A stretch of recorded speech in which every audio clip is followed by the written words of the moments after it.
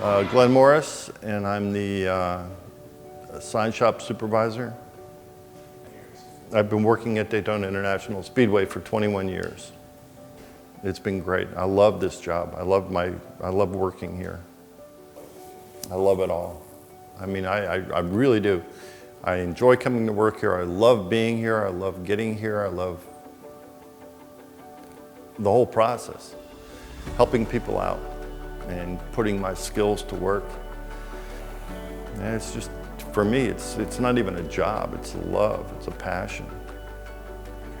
When I started in 1998, we were making about 200-300 signs for the event. But as the facility grew, we had to make more signs to accommodate the growth. I started working here on January 5th, not knowing what I was getting into. And it was a trial by fire, definitely, because Jack Lane, the guy who was working with me, and we produced all kinds of signs. And you know, it was a rapid pace, and I really wasn't into racing at that point. But the electricity from Dale Earnhardt winning the 500 was incredible. It just set the tone for the rest of my career, actually. He was an incredible man. 20 years of trying, 20 years of frustration. Dale Earnhardt will come to the caution flag to win the Daytona 500. Finally. My favorite race was when Dale Earnhardt won the Daytona 500 because there was such an emotion behind it, you know. It was the race to win for him. And it really captured a lot for the sport. And back in the old days, when we had the open garages, it was nothing to run into, like, you'd be in the garage and all of a sudden see Dale Earnhardt walk through.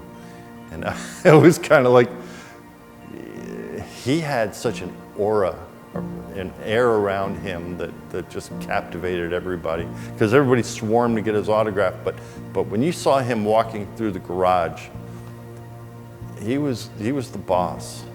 And you just kind of like, you saw that. So it was definitely an air of authority around him. And of course, Richard Petty, and all the racers back then who were in the garage. And it was a real privilege to see that. And I got to experience it. Let's see. Never know when you're gonna need it.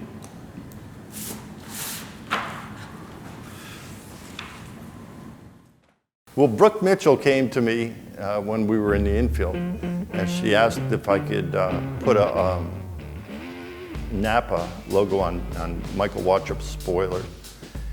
And I knew, this is back in the old garages, and I knew, you know, they were going to be hectic down there, and I was a little apprehensive, but I said, sure, let's do this. And so we went down there. I produced this decal and went down there, and his car was up on jack stands, turning, you know, whatever, 9,000 RPMs, and it was pretty hectic in the garages. And I says, I'm going to get in there, I'm going to put this on, and I'm going to get out. And Brooke's like, yeah, that's fine, that's fine. So went in there, and my exit strategy was such that I would just slap it on and just get the heck out of there in my truck. And so it turns out that applying the vinyl went fine, and I turned to Brooke after I put the logo on his spoiler, and I says, he's going to win now, just jokingly. And what an experience. He wound up winning the race, and it was quite an adventure, quite a thrill to be able to be part of that. Restrictor plate races here. Here he comes to the flag. Michael Waltrip wins the Pepsi 400. All right, way to go, buddy. Rusty Wallace. Second, Sterling Marlin, Jimmy Spencer, Mark Martin. The top five. Boys, you gotta be back here in February.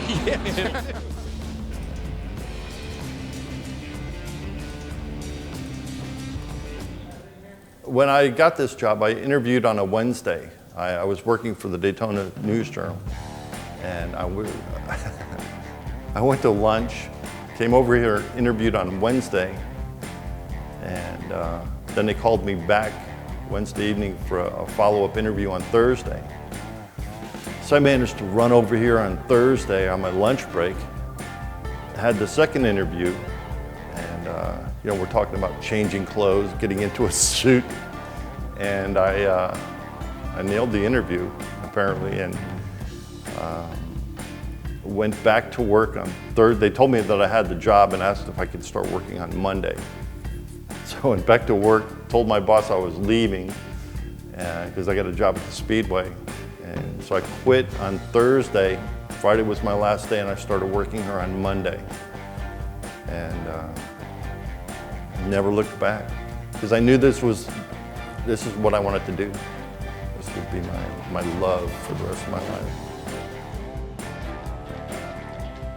Well, we paint the logos on the tractors, 6 of them, and in each, 4 in the corners, and then, or maybe 5, and then, and then you got the backstretch and start-finish line, and they're like 200 feet long, so we hand letter those on the walls.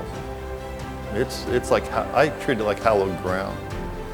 Whenever I paint the start-finish line, whenever I paint the track logos, it's definitely iconic, and it has some reverence. There's a lot of people who've put a lot of sweat into this place, and I certainly feel grateful to be one of them, one of the people who have put a lot of time and effort into it. I love it. It's the fact that I was here when Bill France Jr. was alive, met him, had the the good fortune of meeting him and being around him, and so I think that it's kind of, it's old school. It's where I come from. That I met him, I understood what he was doing. I loved the man. Bill Jr. was awesome. Bill France Jr. And so I take that heritage and some of that to this job today.